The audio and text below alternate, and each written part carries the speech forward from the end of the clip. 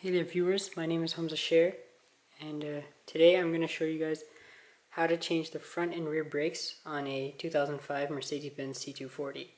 Now this process will be the same for many Mercedes cars, specifically the W203 chassis cars. Many that is basically 2002 or 2003 all the way to 2007 Mercedes Benz C Classes. This happens to be a 4MATIC model, but it'll be very similar on many models except if you have the performance package brakes. So I'll be showing you guys how to replace those today. So these are the tools you're going to need. So you're going to need a jack or just something to lift and support the vehicle with. I also have jack stands that I'll be putting underneath the car. You're going to need a breaker bar.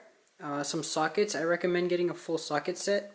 I also have impact sockets, but that's only because I have an impact gun that I'll be using. But I'm gonna show you guys how to do this just with common hand tools. But for like the stuff I don't film, I'll do it with my impact gun, my air tools that I have. And yeah, so you guys are just gonna need specifically for the front a 12 and 18 millimeter. I'm pretty sure, and for the back I haven't checked yet. Once I start doing it, I'll let you guys know. But yeah, that's basically all you need. It's not too complicated. Let's get started. So step one is to crack your lug nuts loose, and I'll be doing that with a 17 millimeter socket right here. The camera will focus. Anyway, this is a 17 millimeter socket. This just happens to be impact socket. There's really no difference. I just like these because they're deep well. So I'm going to crack the lug nuts loose on this side. This is the front driver's side wheel. So I'm going to do that.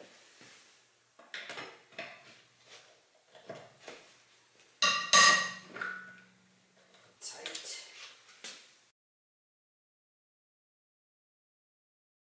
Before you went to a mechanic who didn't tighten these properly and over tighten them, you might have to put a pipe on the end of your cheater bar right here.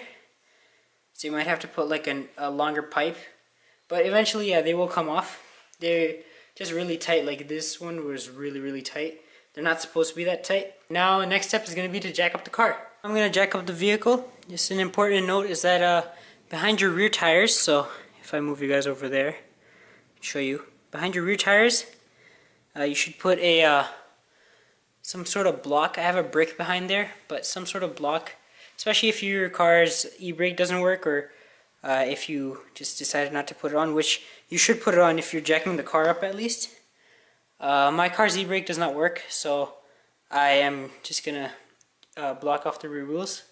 But yeah, you should definitely take those precautions. Jacking up a car is not a joke, and you should do it seriously. If you're not comfortable with doing it, I wouldn't suggest doing it unless it's like a do or die situation, you know what I'm saying?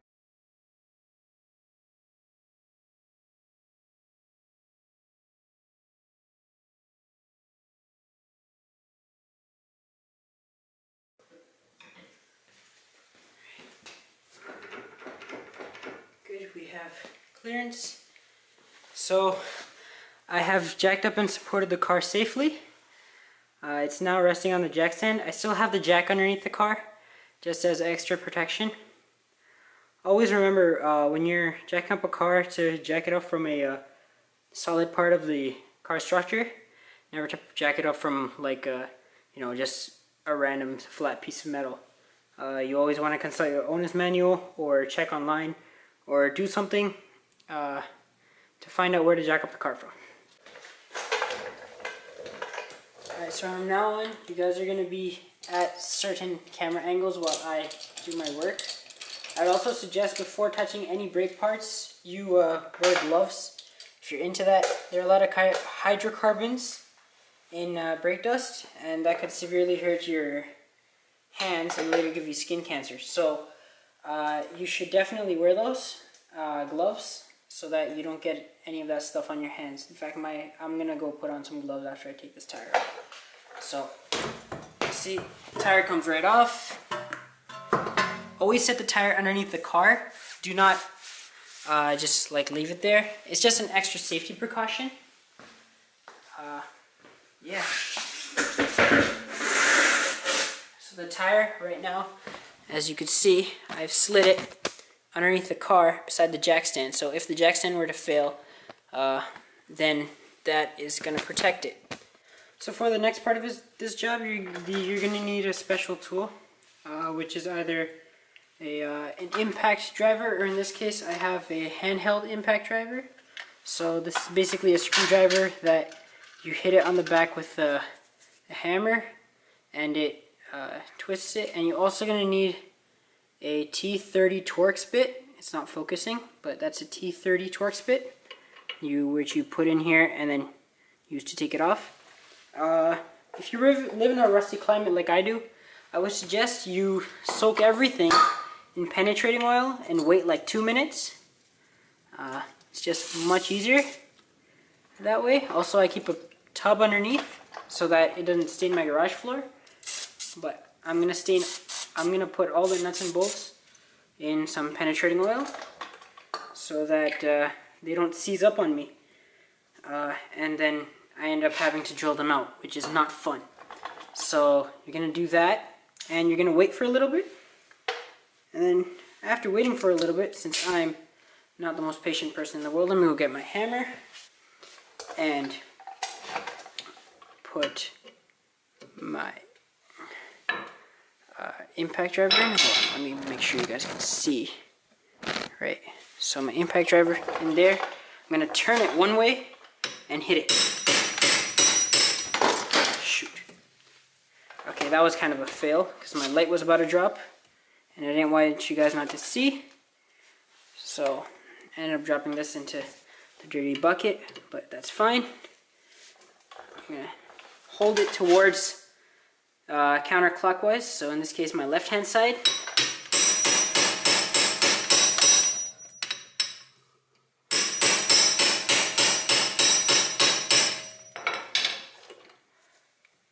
Alright, okay, a little bit more. And it slowly but surely is coming out. So yeah, see, this has something called blue Loctite on it. The camera for some reason is not focusing today. Let me just try to focus it. Yeah, for some reason it's not focusing. I'm really new to this camera setup, but yeah, it has a blue type of liquid on it. You can barely see that. It's called Loctite, and that is to make sure it doesn't come out prematurely, or, you know, if you're driving along it doesn't fall out, obviously. They need to do that, so that's why that's on there. And along with the rust, it gets very corroded, and then eventually it doesn't come out. So now for the next step, you're going to need your keys, and the reason for that is because you're going to go inside the car and turn the steering wheel towards you. So in this case, I'll turn my steering wheel to the left side so that I can have easier access to the nuts and bolts. So I'm going to go do that.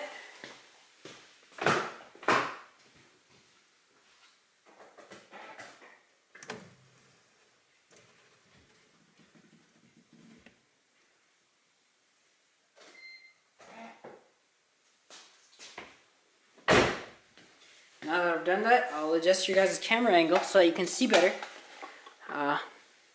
And we'll go from there. But also take the key out after you're done with it so that the steering lock locks the steering wheel in place, and then you can't, you know, move it. If your wrench tries to move it, then it won't be able to. So yeah, I'm gonna move you guys over here so you can have a better visual. Right.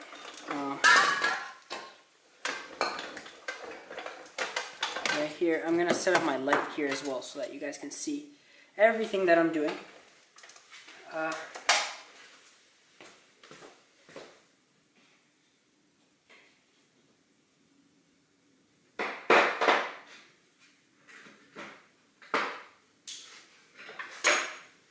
So for the next steps, you might need a breaker bar. or a regular 1/2" ratchet will work. This is again from that socket set. You'll need a 12mm socket and an 18mm socket. I know you guys can't see that very well, but trust me, they're the right ones. Now for these two caliper mounting bolts, you're going to need 12mm sockets, right? So you remember, it's always counterclockwise, it's loosening, and tightening is always clockwise. So we're going to go counterclockwise in this case, and pull upwards towards ourselves, and this came off very, very easily. So I'll quickly do the other one. And these shouldn't be that tight, but the caliper bracket bolts can be a real pain sometimes, especially if you work on Hyundais, which don't ever work on a Hyundai. But those can be a real pain. So anyway, let me just take these off. This one's a little slippery, so I'm going to use my socket to take it off. And you don't need any power tools for this. I would usually just put this on an impact driver and zip it off really quickly. But for demonstration purposes, and because you guys can do this on your own, I will not be doing that. So the next thing is just compress the piston a little bit by pulling it in towards you, and that will do you a great deal of good. For some reason it's not working for me, but it will do you a great deal of good. Now, I should also mention, you should have like an old flat blade screwdriver, or like a small pry bar, and I'm gonna go get one right now. Basically, a small pry bar, which looks like this, and it has a little angle on it. Right, a small pry bar. Just use it to take the caliper off.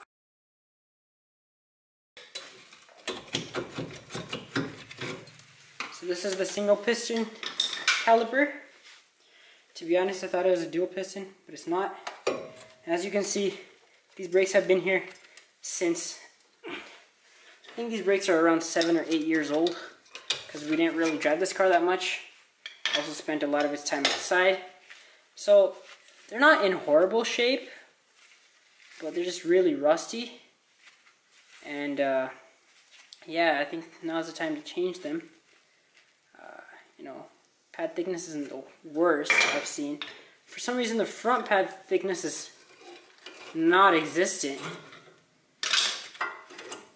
I don't know if you guys saw that, but the front pad thickness is very, very low. See how there's a backing plate and the actual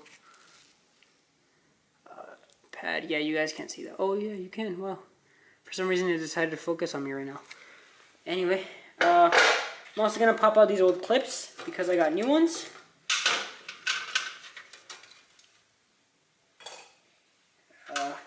So we're going to take these off. Right.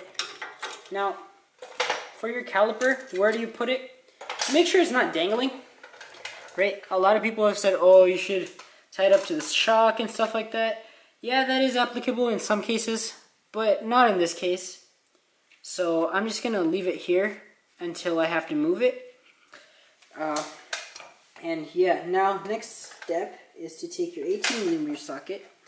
I guarantee that these nuts, these bolts, sorry, are going to be on there really, really, really tight.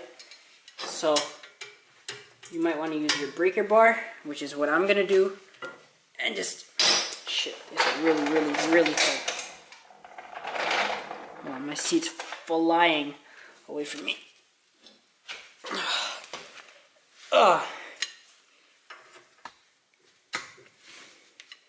Okay, so just break them loose with the breaker bar. That's why it's called a breaker bar. And then use your ratchet to get off the rest of the weight. Okay. For some reason, I have really bad lighting. I'm really sorry, guys, if you guys can't see. But anyway, these are the two bolts, this bolt right here, this bolt right here, that I just loosened with an 18mm socket. Make sure you use the correct sizes and don't try to go for like standard sizes that might fit.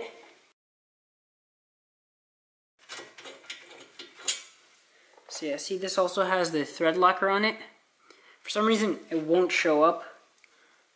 I guess, yeah, you guys might be able to see that there's like blue little thing at the end. That's thread locker. And that is used to prevent vibrations from loosening up the threads.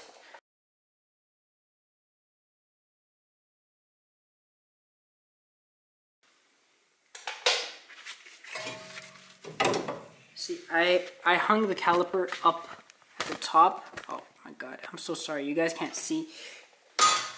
And I think I pressed something random. But I hung the caliper up here by the strut so that it doesn't dangle on the cord. And then now, we just take off the caliper bracket, right? And in theory, the rotor should just come off right now, right? But since I live in Canada, and since we have salt on the roads, and these brakes haven't been taken off in forever, these are stuck as like really, really bad on there. So what I'm gonna do is I'm gonna hit them with a hammer. Because these brakes are junk anyway. We got our life out of them. So now I'm just gonna hit first over here, these two, then on the edge as well. But I'm gonna first just hit here and see if it comes off.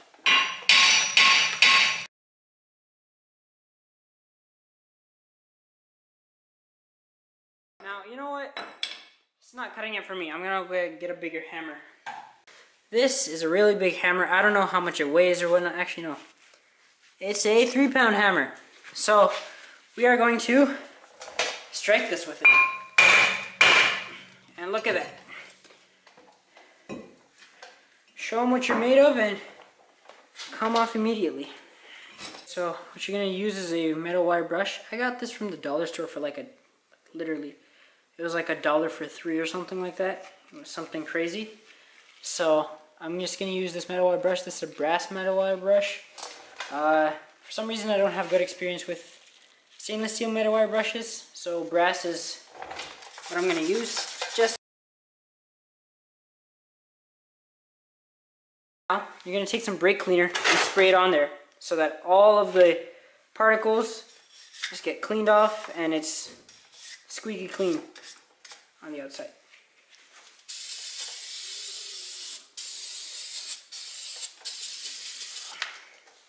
Just let that dry. Don't inhale that stuff because I guarantee you will not have a good day. Yeah, anyway, while that's drying, we can start working on our caliper bracket.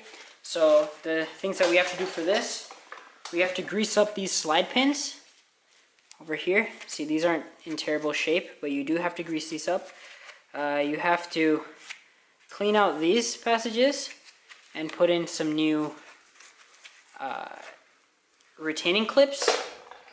And yeah, you just have to clean this up. That's all you got to do. So I'm gonna do that off camera. It's pretty self-explanatory. You just gotta clean these passages with a metal wire brush, of course. If you have a lot of rust, then use a file or something, or like a chisel. But otherwise, metal wire brush is fine. Okay, so we're gonna put the rotor on next.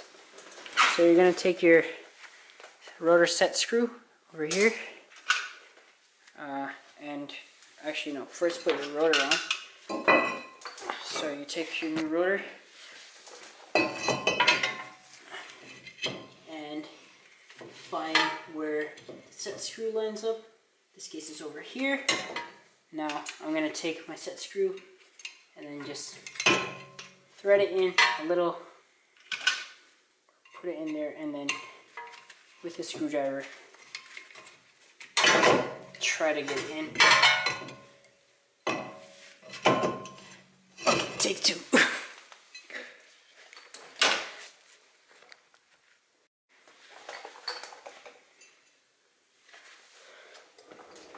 Okay, so now you're gonna put the rotor on and just find out where your set screw goes. This gets over here. Camera's in the way, so I can't really bend over too far. But I'm just gonna put that in.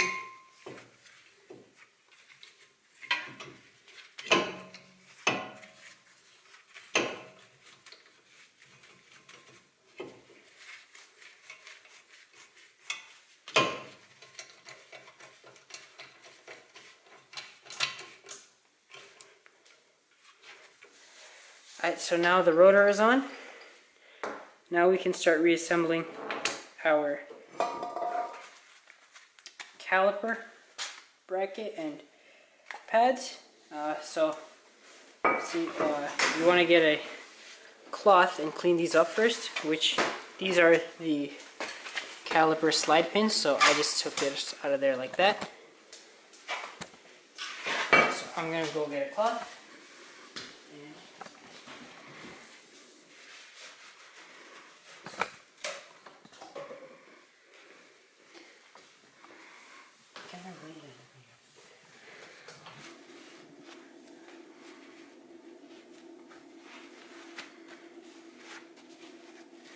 Okay, so now that these are cleaned up, take some ATE Plasti Lube. Always use this if you're working on a Mercedes.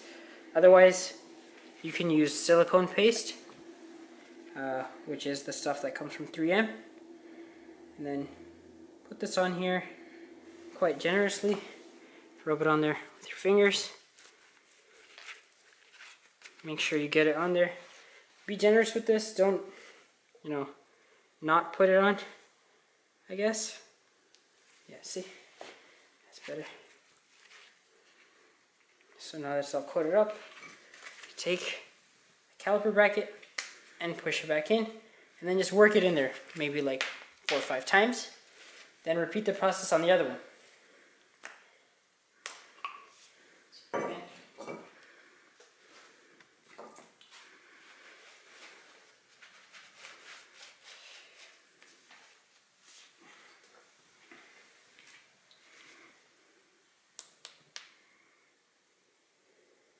I'm going to put on quite a bit of Plasti Lube.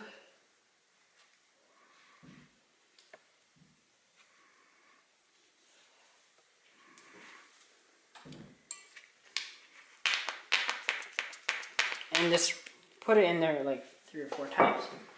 So now that that's done, you're going to open up your new brake pads. In your new brake pads should be included a set of brake hardware clips. So you're going to open those, assuming that your hands aren't all greasy like mine are. You are able to open those.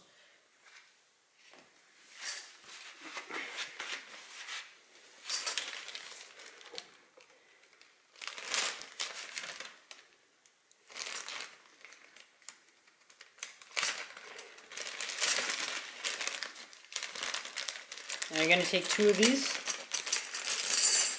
and can you show that? Over here. So you're going to take 2 of these, right? And on the bottom side, right here, you're going to put grease, which is, in this case, the Plasti Lube. But on your car, if you're working on something other than a Mercedes, it could be any type of brake grease. Just make sure it's grease that can stand high temperatures. So you're just going to put a small coating, and then take the caliper bracket and just snap it in, right? Snap it in like that. It should go in quite smoothly. See, you might have to push on it a little bit. Okay, can you give me that torch, please? Yes. Yeah, so you're gonna have to push on it, and eventually it'll go in, right? Just don't be too hard with this, because if you bend it the wrong way, then it could make some brake noise. Then, of course, you gotta do the same thing on the other one. So I'm gonna put my, actually no, you know what?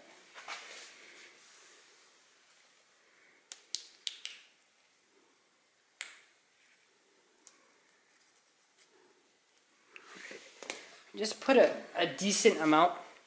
Remember, we cleaned this already. Oh, yeah. We cleaned this already, so it should not have any dirt in between there. That's why we cleaned it. Now, we're going to install the caliper bracket. So what you want to do is, you want to get some blue Loctite.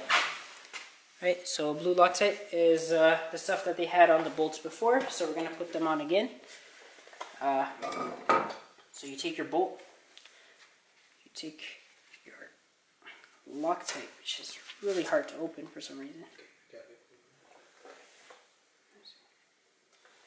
So over here, take some Loctite and spread it over the bolt.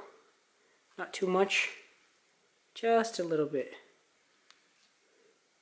Yeah, see, like that. Now you're going to take your caliper bracket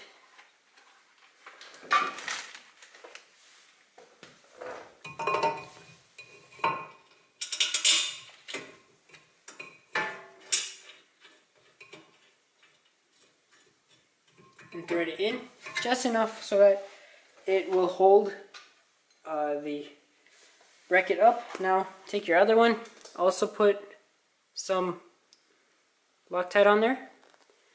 Now some cars might not require Loctite, but in this case this Mercedes does, so we're going to put it on. Right, and then now we're going to take a ratchet, the one that we used to loosen it, 18mm, flip it to the clockwise direction, and we're going to tighten this up.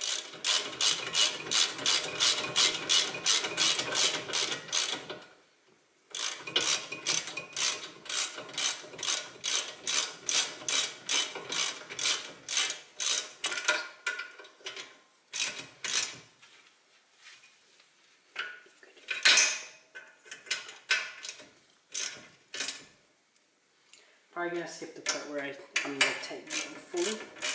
Right? Just put it in.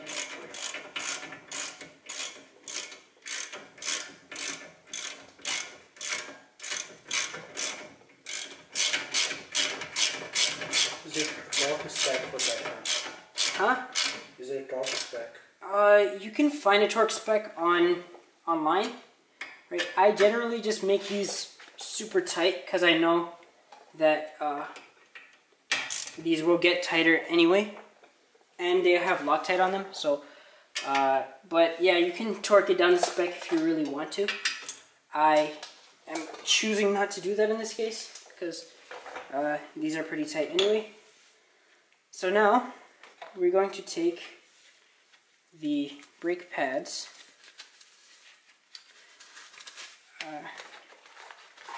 So we're going to take these brake pads, right, that we have here. These are Brembo brake pads. We got them from fcpeuro.com. And you're just going to take some brake grease and put it on the back side and on the two ears of the brake pad, like this, right? And just, you could spread it around with your finger. I usually do that. Don't get it any on the pad material itself, the braking material. Then just slide these in to your caliper bracket. For some reason, this is always the fun part, because it's usually not as trivial as it seems. Then take your other brake pad and do the same thing with it. So you're going to put brake grease on the back, on the two sides, two ears, and then just wipe it along with your fingers.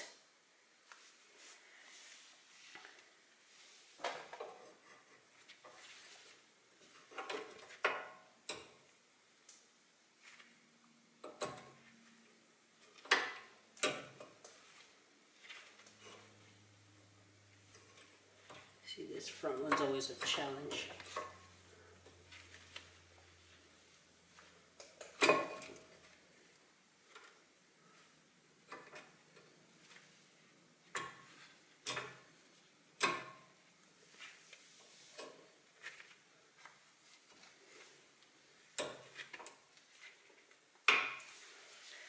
Okay, now that these are loaded up, next thing we're gonna do is retract the piston. Okay guys, so to wind back the piston, you're gonna need a piston wind back tool and an old brake pad of some sort. You can use the brake pads that you just took off from here, or some different brake pad. So what I'm doing is I'm just setting up the tool to fit in here. Then I am going to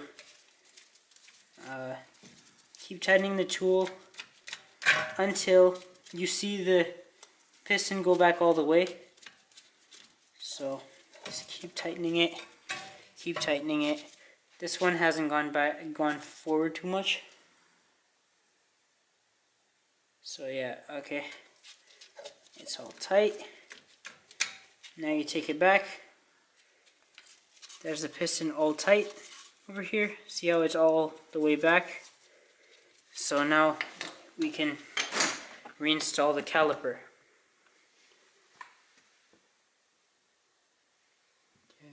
Okay. Reinstallation is already running. Alright, so now we're gonna push the piston back in. A lot of people crack open the bleeder when they're doing this. I prefer not to. It's just because I don't want to fill up with more brake fluid. But if you plan to do that, then that's not a bad practice, is what I'm saying. See, so now this is compressed all the way. It should be fairly simple. If it's not compressing, usually that means you have a bad caliper and you have to replace that. Or it could be something's just getting hung up and you're not realizing it. But generally, it means you have a bad caliper.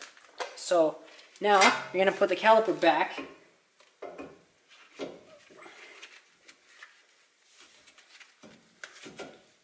And bolt it up. Now, usually you just reuse these bolts, right?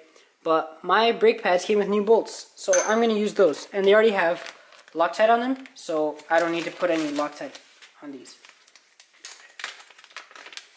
So I'm going to take out 2 just for now so that I stay organized. Leave the rest in the bag and leave those in the box, right? And I'm going to put these over in here. They should thread in really, really easily.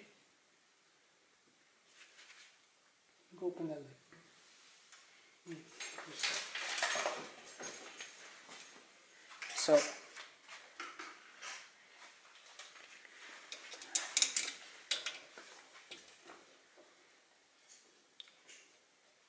yeah, you're just gonna thread these bolts in by hand. These shouldn't be too tight. They should only be like a little tight, just snug, right? Because when I opened this, you guys saw that it wasn't too tight for these ones. The other ones were really tight though, so that's why I made those really tight, and I know they're gonna get tighter over the course of time. So we're just gonna take our ratchet and then just